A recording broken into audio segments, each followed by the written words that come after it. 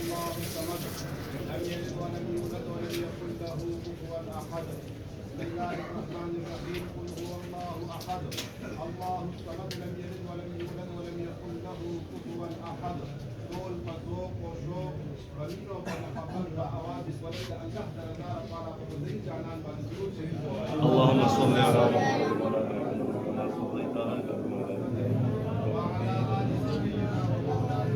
صل على ما صليت على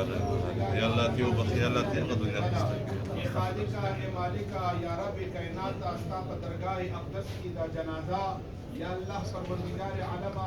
قرآن مقدس اجمالی ختم شریف پاکای مدنی جانان باندې درود شریف یا الله داخل اسقاط په خپل لوی درگاه اقدس قبول منظور آمین. ثوابونه اولا هدیه تحفه ادبا تکریما تعظیما احتراما محبتا یا الله د آقای مدنی جانان جسم اطهر تا روح منور تا ورسي آمین. د مدنی جانان په وسیله د مدنی جانان په خاطر باندې ټول امت مرحومه ته ثوابونه ورسي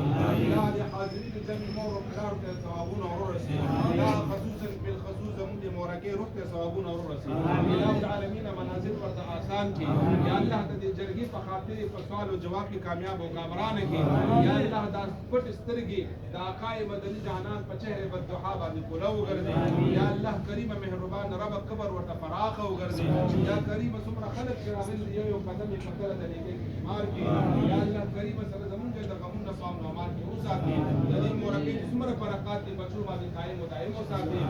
او د عالم اسلام ته خصوصیت سره دعا کوي مسلمانان په مختلفو ملکونو کې او مسلمان دي اول غزا و فلسطین او کشمیر او ایران چې دا ملک شیعه دی او دغه یهود او دغه کفار نه ګوري چې دا شیعه دی هغه وایي دا مسلمان دی هغه د مسلمان په کاته کې ورچي مونږ ان شاء الله ولدیس ټول ایران سره ان شاء الله په دې سخت وخت ولاړ یو د یهودیانو په مقابله کې د اسرائیلیانو په مقابله کې د کافرانو په مقابله کې یا الله کریمه پروردگار عالم مجاهدین د اسلام ته بری نصیب آمین. الله بری ورته نصیب کړي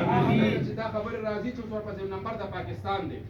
ټول نمبر تیر کو د پاکستان نمبر دی ان شاء الله چې موږ استاد اتحادی تمام تعصبات لري کو تمام نسل پرستی قوم پرستی مسلک پرستی ختم کو او یو وګودري کو ان شاء الله د اسلام کاله پاکستان د ټول دنیا باندې ان شاء الله فخر پاکستان حاصلېږي رب قدیر لم يزل کر پروردگار عالم ټول تیار به کېنت اتفاق او اتحاد نصیب وګرځي یا الله کفار پروردگار عالم مغلوب کې مسلمانان پروردگار غالب کې یا الله کریم څومره چې مسلمانان شهیدان شوي دي شهادت درجات بلند وګرځي څومره زخمیان دي شفا ورته نصیب کې بیا هم دعا وکړي یا الله مجاهدین د اسلام چې چرته دي په ایران کې لګیا دي مصر کې لګیا دي لبنان کې دي پروردگار غزا کې دي فلسطین کې دي په کشمیر کې دي افغانستان کې دي رب کائنات بری نصیب کې رب کائنات بری نصیب کې یا الله دا ټول جرګه زموږ د مورکه په حق کې قبول منظور وګرځي اللهم اغفرها وارحمها ولا تعذبها ونبر قبرها انا لله وانا اليه